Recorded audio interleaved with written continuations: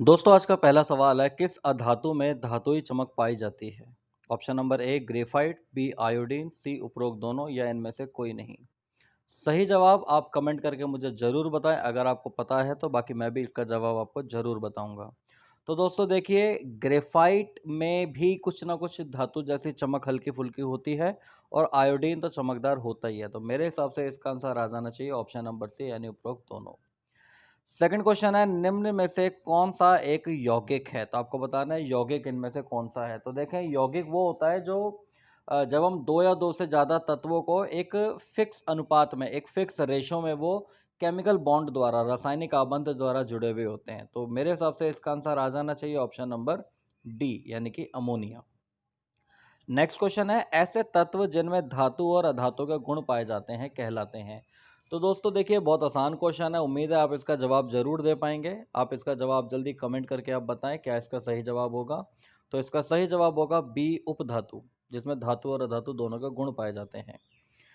देखिए, आपने पढ़ा हुआ है कि पदार्थ की तीन अवस्थाएं होती हैं, ठोस, द्रव और गैस। लेकिन और अगर हम डिटेल में जाते हैं तो दो नई अवस्थाएं, चौथी और पांचवी अवस्थाएं भी निकल कर आई हैं। तो पदार्थ की चतुर्थ अवस्था हमसे पूछ रहा है, तो वो होती है हमारी कौन सी? प्लाज्मा। तो इसका आंसर हो जाएगा सी। नेक्स्ट क्वेश्चन है, दो या दो से अधिक शुद्ध पदार्थों के मात्र के विचार से एक निश्चित अनुपात में संयोग करने से बना पदार्थ कहलाता है। तो देखिए, अभी शुरू में मैंने आपको बताया था, जब दो या दो से अधिक शुद्ध पदार्थों को अगर हम मिलाते हैं तो यौगिक बनता है। कौन से धातु विद्युत की कुचालक है? विद्युत की कुचालक का मतलब क्या होगा? जिसमें से इलेक्ट्रिसिटी पास नहीं कर सकती। तो देखो, टिन तो होती है एक धातु, उसमें से विद्युत पास हो जाती है। कॉपर भी धातु होती है, उसमें से भी विद्युत पास हो जाती है। लेड भी एक धातु है, लेकिन इसमें से क्या है? विद्युत नहीं इसके अंदर प्रवाहित हो पाती। तो ये विद्युत की कुचालक है। दो या दो से अधिक शुद्ध पदार्थों को किसी भी अनुपात में मिला देने से बनता है क्या? यौगिक। ठीक है ना?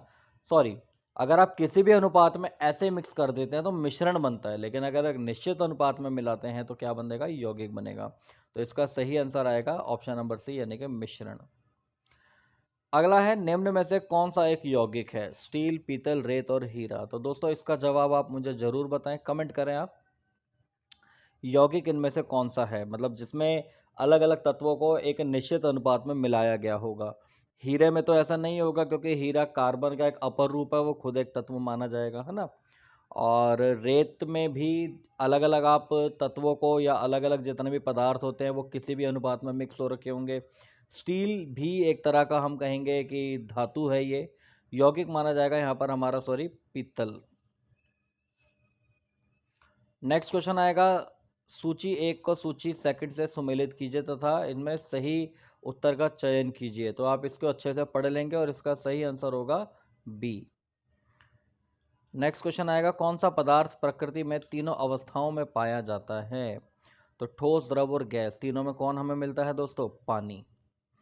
यहाँ तक की वीडियो आपको कैसी लग रही है? आप इस वीडियो को लाइक ज़रूर करें अगर आपने नहीं किया है। पेज या चैनल पर अगर आप नए आए हैं तो प्लीज़ इसको फॉलो या सब्सक्राइब ज़रूर करें, और कमेंट करके आप अपने जवाब ज़रूर देते जाएं। नेक्स्ट क्वेश्चन है दोस्तों कि जल एक यौगिक है क्योंकि यह ठोस, द्रव और गैस तीनों रूपों में पाया जाता है? नहीं। इसमें हाइड्रोजन और ऑक्सीजन होती है? हाँ, ये हो सकता है। तीसरा आएगा, इसमें रासायनिक बंधों से जुड़े दो भिन्न तत्व होते हैं और रासायनिक स्थानों द्वारा दो सरल पदार्थों में तोड़ा जा सकता है। मेरे हिसाब से इसका सही आंसर आना चाहिए ऑप्शन नंबर सी, क्योंकि यौगिक की यही एक, हम ये कहेंगे, क्वालिटी होती है या एक शर्त होती है कि उसमें रासायनिक आबंध होना जरूरी है। तो इसलिए आ जाएगा option number C. Next question है, निम्न में से कौन सा तत्व ना तो तत्व है, मतलब निम्न में से कौन सा ना तो तत्व है ना यौगिक है? तो देखेंगे अगर आप, तत्व वायु जो है वो मिश्रण है, जल यौगिक है, पारा जो होगा एक तत्व होगा, सोडियम क्लोराइड एक यौगिक हो जाएगा। तो आंसर आ जाएगा इसका वायु। वायु को मिश्रण है। अच्छा, स्टेनलेस स्टील एक मिश्र धातु है, जबकि वायु एक क्या है? मिश्रण है ना। आपने पढ़ा होगा कि जो air is a mixture of gas. Air क्या है? एक मिक्सचर है, एक मिश्रण है। एयर के अंदर, हवा के अंदर आप देखते हो ऑक्सीजन भी है, CO2 भी है, सल्फर भी है, अलग अलग गैसेज इसके अंदर मिलती हैं और कोई फिक्स अनुपात इनका नहीं होता। तो मिश्रण आएगा इसका आंसर। अगला क्वेश्चन है कोयला। तो देखो, कोयला जो है पूरी तरीके से कार्बन का ही एक फॉर्म है, और कार्बन एक तत्व होता है, तो इसलिए कोयले को हम तत्व कह देंगे। बारूद में देखो अलग अलग चीज़ें मिलाई जाती हैं और कोई ज़रूरी नहीं है उनका बिल्कुल ही एग्जैक्ट फिक्स अमाउंट हमें उसका मिले, तो ये मिश्रण कहलाएगा। नेक्स्ट क्वेश्चन आएगा, निम्न में से कौन सा मिश्रण नहीं है, मिश्रण कौन सा नहीं है? तो देखो ग्रेफाइट तो क्या है, हमारा कार्बन का एक अपर रूप होता है हीरा और ग्रेफाइट, है ना, तो सिंगल कार्बन का ही बना हुआ होता है। जबकि मिश्रण में क्या होता है, दो या दो से ज़्यादा चीज़ों को मिलाया जाता है। कांच हो नहीं सकता क्योंकि कांच भी एक मिक्सचर है। पीतल, पीतल आपको पता होगा, जिंक और कॉपर को मिक्स करके पीतल बनाया जाता है। और इस्पात भी हमारा ये नहीं होगा, ये लोहा होता है और इसमें कई सारी चीज़ें मिली हुई होती हैं। तो मेरे हिसाब से इसका आंसर होगा ग्रेफाइट। उपधातु कौन सी है? तो देखो, जिसमें धातु और अधातु दोनों के गुण पाए जाते हैं उसे हम उपधातु कहते हैं। यहाँ पर आप देखेंगे आर्सेनिक, एंटीमनी, बिस्मथ, ये तीनों ही उपधातु हैं। तो आंसर आ जाएगा ऑप्शन नंबर डी। नेक्स्ट आएगा, एक ही प्रकार का परमाणु निम्न में से किस में से मिलता है? एक ही प्रकार का परमाणु ये प्राकृतिक तत्व होता है, ठीक है ना। तत्व की यही डेफिनेशन होती है कि जब वो पदार्थ जो केवल एक ही प्रकार के परमाणुओं से या कणों से मिलकर बने होते हैं उन्हें हम तत्व कहते हैं। विरंजक चूर्ण क्या है? तो देखो विरंजक चूर्ण का दोस्तों फॉर्मूला जो होता है मैं आपको बता देता हूँ। यहाँ पर विरंजक चूर्ण होता है हमारा CaOCl2।